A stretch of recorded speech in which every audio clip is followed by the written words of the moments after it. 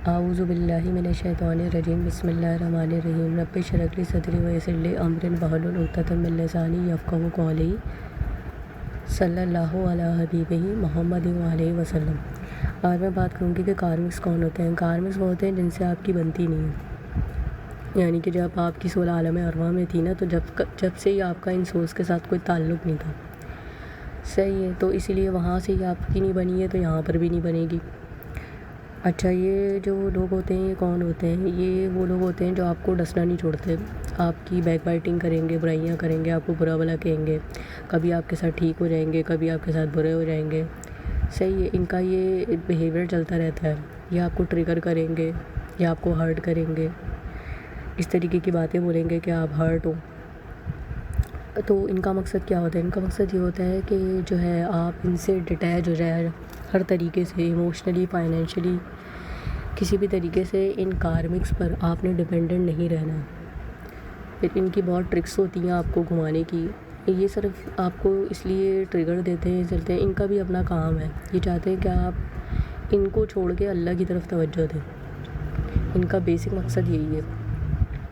तो ये आपसे कभी भी जो है इनकी आपसे बनेगी नहीं। तो इसलिए इनसे डिटैच हो जाना और अपने अल्लाह की तरफ ध्यान रखना, यही हमारा मकसद है और यही हम करने आए होते हैं। तो ये जो है इसलिए हमें ट्रिगर भी करते हैं। सही है, तो इसीलिए हम इनसे हमारी जो है वो बन नहीं पाती है। और जब डीएफ की लाइफ में लोग कौन होते हैं? डीएफ की पूरी फैमिली कार्मिक होती है, टॉक्सिक होती है। सही है, उसकी सबसे बड़ी टॉक्सिक तो उसकी माँ होती है। सही है, उसके ऊपर मैं बाद में बात करूँगी। डीएफ के जो बहन भाई होते हैं वो भी उसकी लेग पुलिंग करते हैं। सही है, लेग पुलिंग करेंगे, उसके जो है वो हर तरीके से उसको हर्ट करेंगे। इसी तरह ये डीएफ जो है वो ये जो डीएफ के बहन भाई फैमिली है पहले से ही कार्मिक है, लेकिन जब अवेकनिंग होती है तो कार्मिक साइकिल और एक्टिवेट होती है, तो जब और उसको इनके असल चेहरे दिखने लग जाते हैं। सही है, तब और खुलकर ये लोग सामने आ जाते हैं। इसी तरह वो जो जॉब में रहेगी तो उसको टॉक्सिक बॉस मिलेंगे, तो बॉस उसके खून का प्यासा होगा। सही है, कुलीग्स उसके लेग पुलिंग करेंगे। तो ये इर्द गिर्द के माहौल जो है वो उसका टॉक्सिक होता है। सारे कौन होते हैं? ये सारे कार्मिक होते हैं उसके। घर में भी, बाहर में भी। घर में भी सुकून नहीं है, बाहर भी सुकून नहीं है। इस तरीके के माहौल में इसकी कार्मिक साइकिल जब अवेकनिंग के बाद एक्टिवेट हो जाती है तो ये सारे कार्मिक्स उसके इर्द गिर्द होते हैं। अच्छा, अब वो कौन सी इंडिकेशंस हैं उनकी मैं बात करूँगी, जिससे आपको ये पता चलेगा कि आपकी कार्मिक साइकिल चल रही है। इसमें होता है कि इसमें जो सेम पैटर्न्स होते हैं ना वो रिपीट होते हैं बार बार। 3 चीज़ों में आपका पैटर्न रिपीट होगा। पहला है रिलेशनशिप। आप रिलेशनशिप में होंगे तो टॉक्सिक रिलेशनशिप हो जाएगा, गालम गलोच होगी, एकदम वो बंदा आपके साथ टॉक्सिक बिहेव करेगा, वो बंदा आपको धोखा दे देगा, रिजेक्ट करेगा, इमोशनल सपोर्ट नहीं देगा, छोड़ के चला जाएगा। अबंडनमेंट इशू आ जाएगा यहाँ पर, लोगों का छोड़कर चला जाना।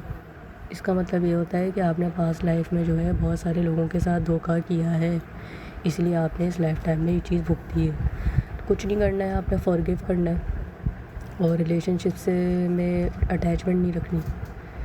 अब वो अटैचमेंट किसी भी तरीके की हो सकती है, फाइनेंशियल है, इमोशनल है, तो आपने डिटैच रहना।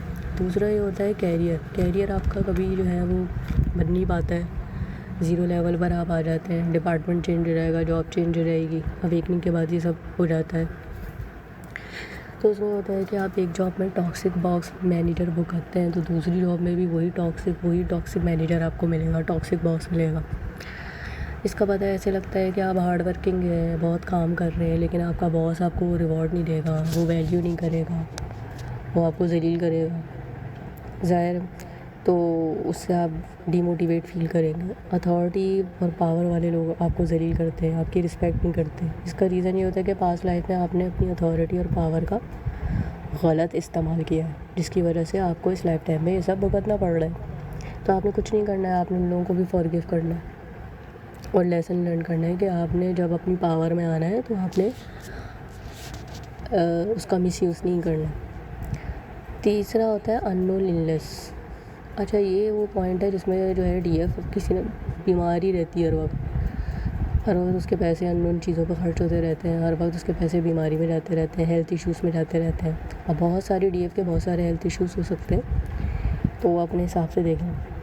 अच्छा, उस हेल्थ इशू का डॉक्टर को भी नहीं पता चल रहा है, घर वालों को भी नहीं पता चल रहा है, घर वाले भी कहते हैं हर वक्त बीमार ही रहती है, हर वक्त बीमार पड़ती रहती है, तो उसको हेल्थ इशू होता है। मेरा जैसे स्किन का था इशू, कोई ना कोई चीज़ ऐसी हो जाती थी, तो बेइंतहा पैसा आपका ना बिल्कुल, जिसे कहते हैं ना अननेसेसरी पैसा खर्च हो रहा होता है। तो इन चीज़ों से भी आपको ये पता चल जाता है कि आप एक हैवी कार में बैगेज लेकर इस दुनिया में आए हैं। इन 3 इंडिकेशंस, ये बहुत पावरफुल 3 इंडिकेशंस हैं जो कि एक डीएफ की जर्नी में होती ही होती हैं। कम बेशी हो सकती है, लेकिन ये सब होता है। तो इनसे आपको पता चल जाता है कि आपकी जो है ये कार्मिक साइकिल की सारी इंडिकेशंस हैं। Thank you so much. Verma Alaina इल्लल बलागुल Mubeen.